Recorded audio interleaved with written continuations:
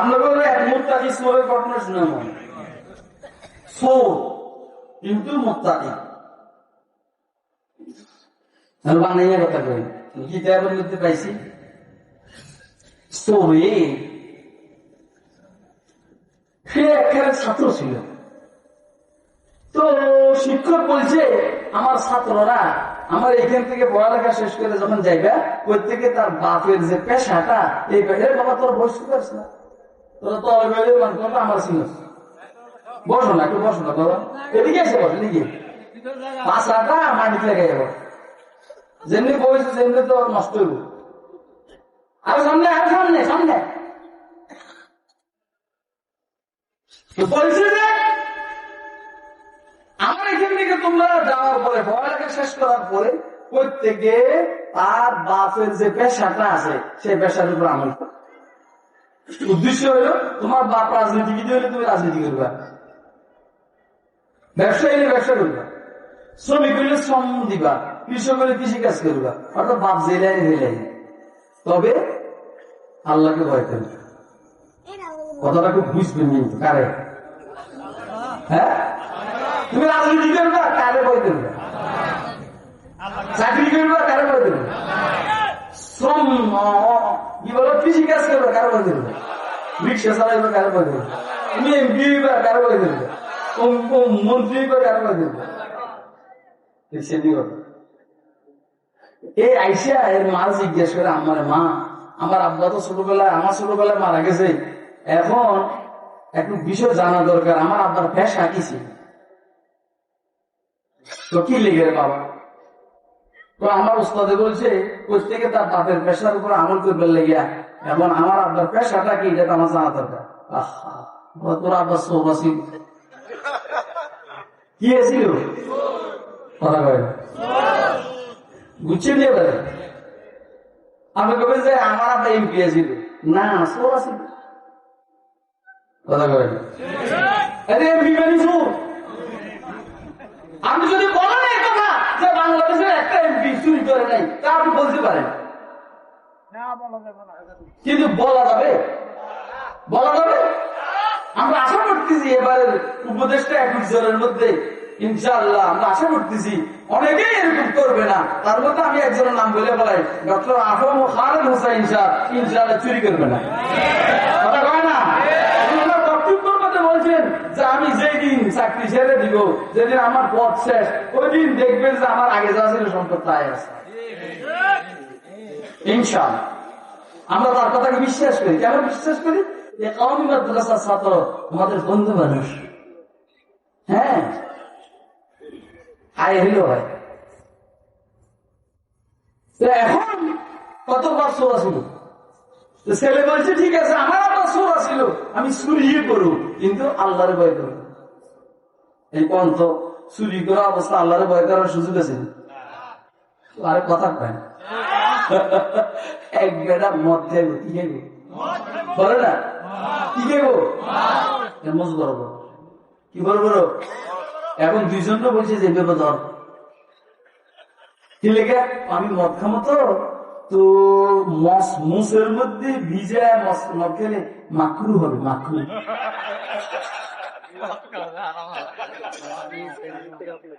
বুঝলেন না একটা মদ খেতে হারাম আর মাকরু থেকে মস কঠিন না তো এগুলো মজাকের কথা।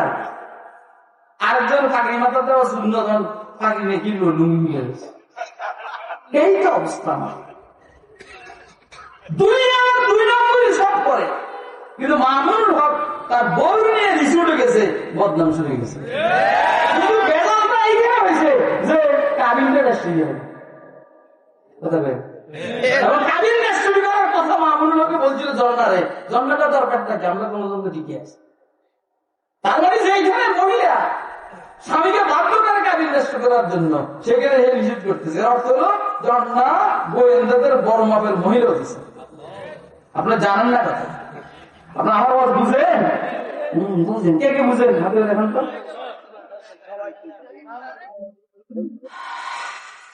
এখন সে চুরি করবো কি করবো চুরি শিখছে এখন চুরি করার জন্য গেছে এক গাড়িতে ঢুকছে পরে খবর পাইছে যে এই বাড়িটা হইলো এতিমের বাড়ি। কার বাড়ি? এতিমের ঘরে চুরি করা মারাত্মক অপরাধ না? ইন্নাল্লাযীনা ইয়াকুলুনা আমওয়ালাল ইয়াতামা যুলমান ইন্নামা ইয়াকুলুনা ফী বুতুনিহিম নারা ওয়া সায়াসলাউনা সাঈরা।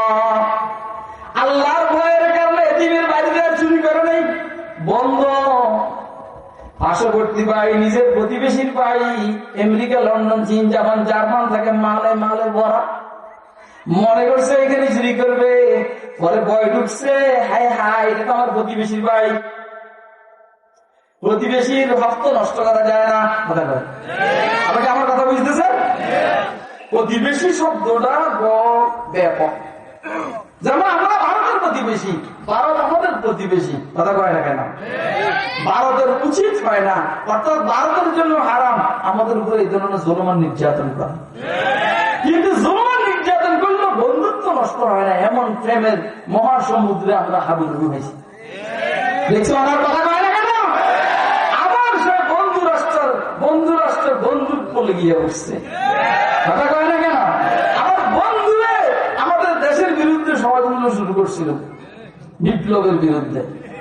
তখন আলহামদুলিল্লাহ আমাদের ডক্টর প্রধান উপদেষ্টা ইউনূস সাহেব অন্যদের ইঙ্গিতে বলছে, খবরদার বাংলাদেশ নিয়ে নাক গলাইলে ভারতের 7 সিস্টারে বেচার লাগাই। কথা কয় না? ওই গিয়ে থামছে, থামে নাই, ওইখানে স্মরণ করতেছে, স্মরণ করতেছে। এই জন্য ঘুমাইলে চলবে না, ঘুমাইল না, ঘুমাইল না, ষড়যন্ত্র চলছে বেজাল লাগাইবার জন্য। কথা না, এগুলো এখানে ওয়াজের মধ্যে বলার জিনিস না। আপনারা বলবেন যে হুজুর ওয়াজের মধ্যে রাজনীতি করেন কিন্তু বেটা আমরা কি ফকিরের বাচ্চা? কথা বলেন, ফকিরের বাচ্চা ওরা ফকিরের বাচ্চা, ফকির নীতি করবে। আমরা তো রাজার সন্তান, রাজনীতি তো করবো। সে রাজনীতি ইসলামী রাজনীতি, বলেন না কি রাজনীতি? দেশের স্বার্থের রাজনীতি।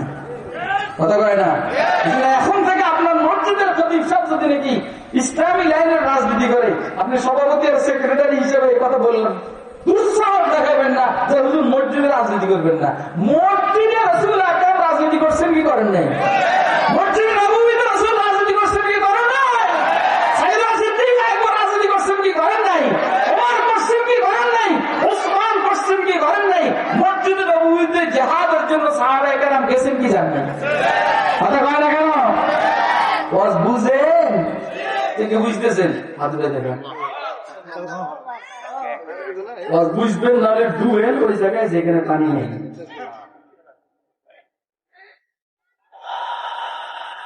এবারে ঢুকছে ডিপার্টমেন্টাল স্টোর, ওই বলা চোরের ঘরে চোর।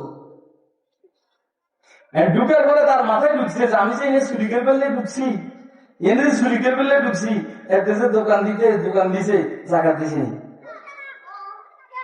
তার মানে ও যদি জাকাত দিয়ে না থাকে আর এইখান থেকে আমি চুরি করলে তো আমার চুরির মধ্যে বরকত হবে। বুঝলেন আমার ওয়াজ? দেখছি স্কুল চিন্তা করতে আছে কি যে যদি এত জাকাত দিয়ে না থাকে আর এইখান থেকে আমি চুরি করলে তো বরকত হবে না। সে যেহেতু ব্যবসার লাইনে পড়ালেখা করছে, এই জন্য সারা রাত হিসাব করছে। দেখছি যে দোকান খুলছে যে 6 বছর হয়েছে, 6 বছরে 6 টাকাও জাকাত দেয় না। সারা রাত হিসাব করে জাকাত আমার মিললে ভিন্ন, মূল মাল ভিন্ন। কার বয়ে বলে না? কার বয়ে? আরে কার বয়ে? এবারে সামনেটা শুনেন। এখন যেহেতু করতে করতে ফজরের সময় গেছে গা, এখন তো নামাজ পড়তে হবে। কার বয়ে? আচ্ছা আজান দিতে হবে না? এই সোরাই ও বেটা ডিপার্টমেন্টাল স্টোরের মধ্যে দিছে আজান। সোর কি দিছে? কোথায়? যেখানে শুনতে পারতে ঢুকছে আজান দিছে। আচ্ছা কোন এবারে ষোলজন আজান দিছে, মালিকের ঘুম হয়েছে না ভাঙছে? মালিকের তো কি রে আমার এখান থেকে আজানের আওয়াজ কি? ওদিকে বেটার নামাজের সময় যেতে আছে সৌরভ সৌরভ উকি মুখি চুকি বাইরে না বেয়া, তাড়াতাড়ি নামাজ পড়ো। মালিক বাবা আপনি কেউ করিছে পরে দিমাগে নামাজ পড়ো। আবার কয় কি জানেন নি, যেহেতু তোর বাড়িটা দোকানে তোর তুই ইমামতি তুই করবি, বুঝলি না কথা? কিন্তু আমাদের দেশের কোন নেতা ইমামতি দিলে পারবে না, তিনবার এত রুজু যায়, যদি ডায়াবেটিসের রুগী হয় বস সব করে আর কথা পারে কেন, পেটের ভিতরে পায়খানা করে, পেটের ভিতরে। আপনি কোন মাফ করবেন, আমাদের ধর্ম উপদেষ্টারা আপনি বয়সের মুখের আমার ক্ষতি করে লাগান পারবো নি, পারবো না, এই মেয়েটা মাথা না। আরে বেটা ডক্টর আজম খালেদ ইসলামী ছিল খতিব আজম আল্লামা সিদ্দিক আহমদ সাহেব রহমতুল্লাহ আলাইহি মেয়ে দেওয়া স্কলার তো পারবো না, বয়সের মুখের আমার ক্ষতি করতে পারবো না, কোনো কথা হয় না। তুমি জিরি মাদ্রাসার হাদিসের ওস্তাদ, চট্টগ্রামের গুরুত্বপূর্ণ দিন প্রতিষ্ঠান ফটিয়ার হাদিসের ওস্তাদ, তো পারবো না, কিচ্ছু জানে না, কেন ম্যারাডোনা দিছি নিজেদের ইতিহাস মুসলমান ভুলে যায়।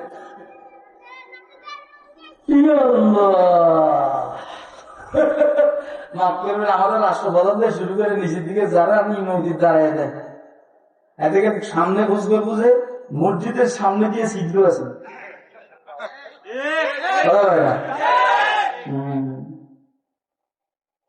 যাও নামাজ হয়েছে, নামাজ হওয়ার পরে ঠান্ডা মাথা জিজ্ঞেস করে বাবা আপনি কেউ, আপনি যেন আজান দিচ্ছেন কে, ঘটনা কি একটু বলেন না, আমি সোরের ঘর সোরের ঘর। তারপর কি হয়েছে, ইতিহাস বলছে, ইতিহাস বলছে যে আমার বছর আছে আমি সোরের ঘর সোর, আমার হুজুরে বলছে যে তাকওয়া থাকতে হবে, এই জন্য আমি হিসাব করছি আপনি 6 বছরের জাকাত দেন নেই, এই হলো জাকাতের মাল, আমি যাই একটু বসুন না। তো বেটা সোর করো সোর, আমি কি চুরি করছি নি, আমি নিয়তে না করছি, অসুবিধা নেই, আপনি পুলিশকে খবর দেন। যা হোক পুলিশের খবর দিতে যায় না, গেছে বউকে পরামর্শ করে লাগে, বউ আমাকে তো মেয়ে একটা আছে, ছেলে নেই, এই মেয়েটারে আমরা একটা মুক্তাকি জামাই কাছে বিবাহ দিব নিয়োগ করছি, ভালো জামাই তো পাওয়া যায় না, আজকে সুরের বেশে এখানে একটা মুক্তাকি জামাই আছে, এই ঘটনা তুমি যদি রাজি দেখো মেয়েটাই ছেলেটার কাছে বিবাহ দিব, তুমি কি কো? আলহামদুলিল্লাহ আমিও রাজি। আর আমার আরো একটা খেয়াল হলো, এই জামাইটারে আমরা মেয়েও দিব আর আমাদের ব্যবসায়িক পার্টনার বানাবো।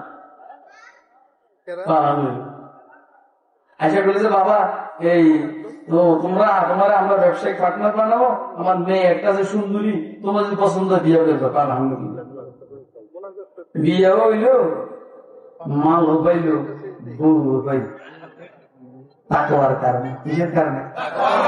এটার কেউ মুত্তাকি